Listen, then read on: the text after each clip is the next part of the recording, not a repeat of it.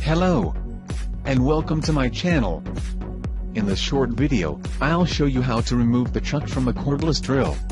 Cordless drill is the BOSCH PSR 12, but the operation is similar for most cordless drill and hand D. To remove the chuck, we need to follow these steps. Inside the chuck we have a screw which can be opened with a Torx T25, in another chucks we can find penthouse 2. When you use cordless drill, the screw will is getting more tight. The screw has the opposite thread, this means that you have to turn it clockwise to loosen it. The screw has some paint over it, this paint will help to block it. We put the Torx in the screw and we will use an adjustable wrench to have a greater force. If the chuck is not self-locking and rotates with the engine, then we start the cordless drill in the other direction of rotation to help us at open it.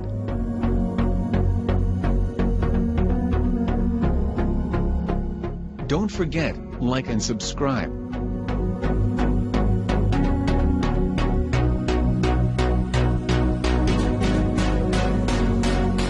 As you can see, the screw has paint which help it to be fixed in chuck. The next step is to loosen the chuck from the cordless drill body.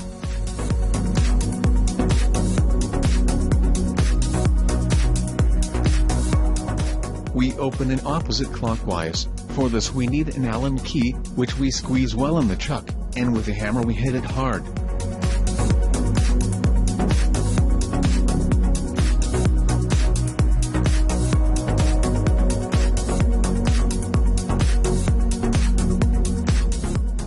The chuck has now been removed from the thread and can be changed or repaired.